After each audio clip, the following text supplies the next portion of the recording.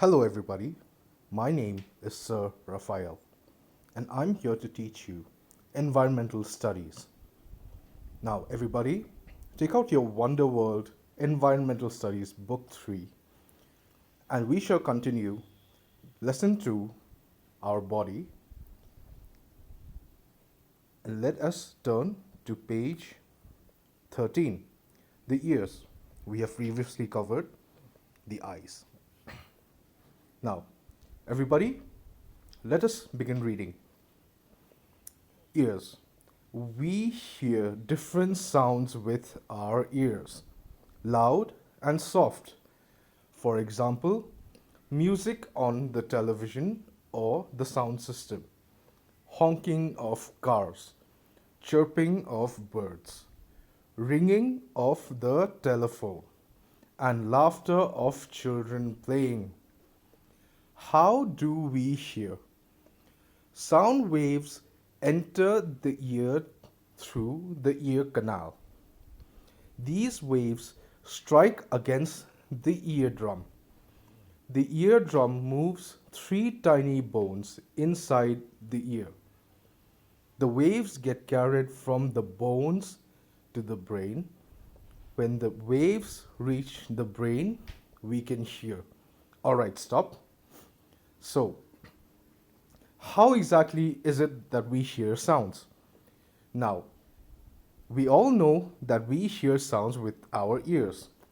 What happens is the sound waves enter our ear. Where's your ear? Right. It enters into the ear canal. Look at the diagram. Yeah, that's your ear canal.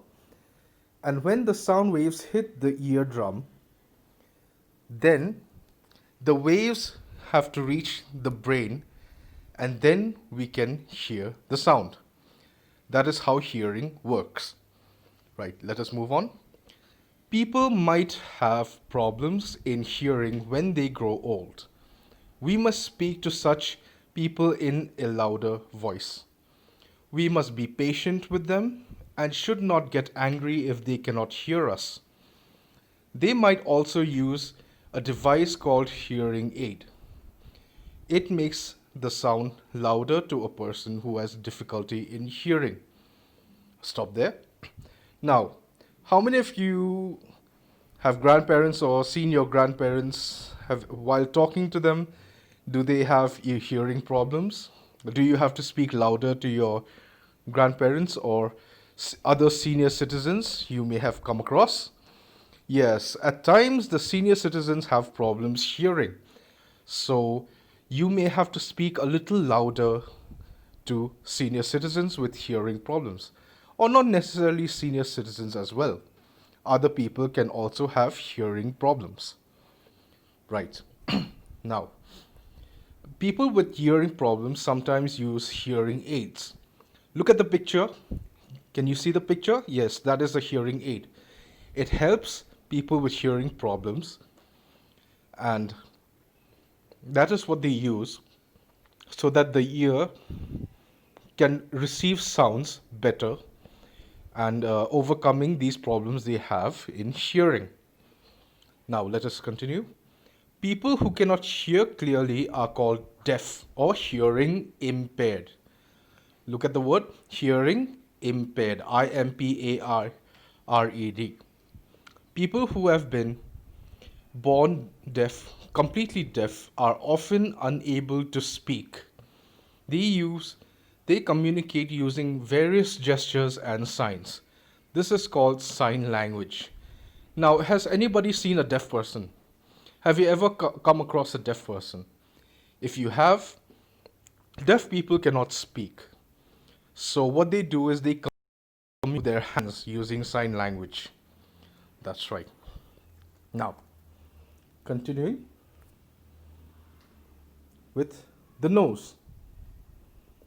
We smell with our nose. The nose also helps us breathe. We smell with the help of olfactory nerve cells. Look at the word olfactory, OLFACTORY. Olfactory nerve cells located in our nose that picks up different smells.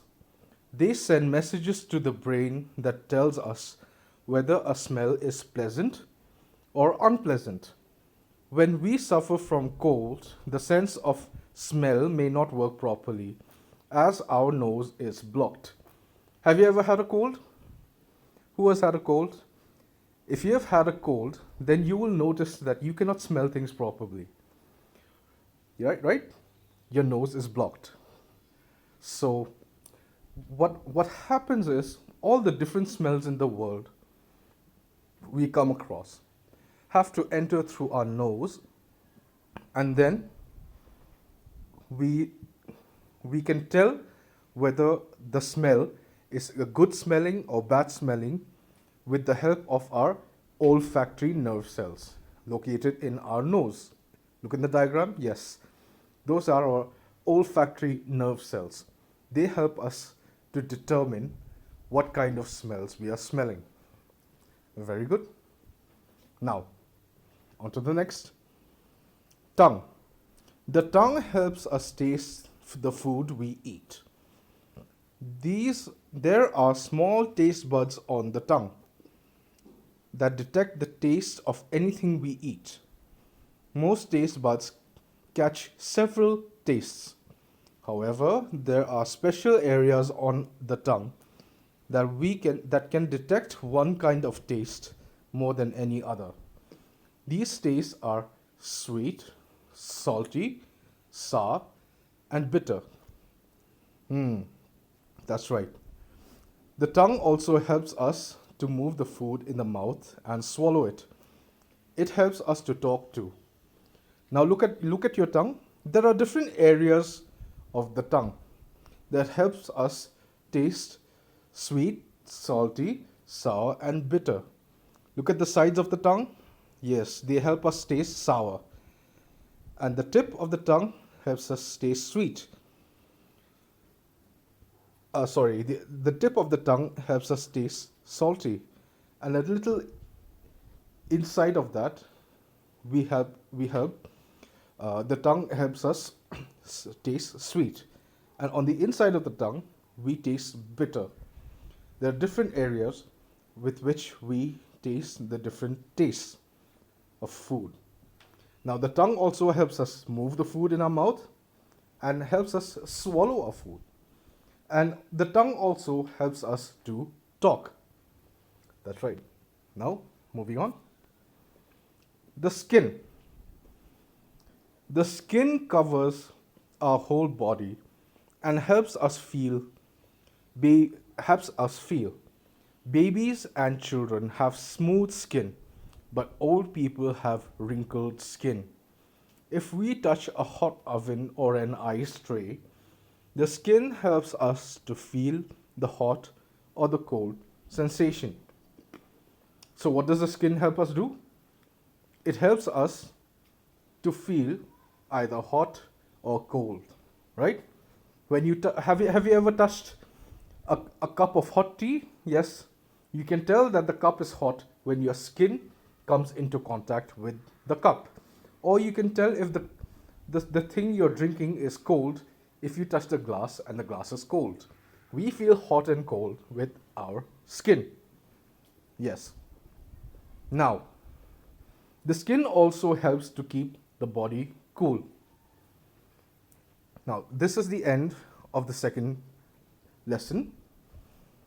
And now let us all sum up what we have learned so far. The parts of our body that we can see are called external body parts. Do you remember the external body parts? Can you name some? External body parts like nose, ears, eyes, tongue, skin, right? What else?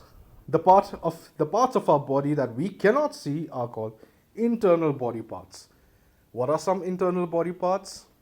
Yes, can you tell me? Yes, the brain, the heart, the lungs, the stomach, the liver, yes, kidneys. The body parts that help us make sense of the world around us are called sense organs. Yes. What are the sense organs? Eyes, ears, nose, tongue, and skin are the 5 sense organs. The visually impaired people use a special system of raised dots to read and write. This system is called Braille. Yes, if you cannot see what you're reading, then the system of Braille helps you to read by touching the pages of the book. Yes, this system is called Braille. The hearing impaired people often use a device called the hearing aid. Yes, when people cannot properly receive sound waves coming into the ear, they have to use a device called the hearing aid. Very good.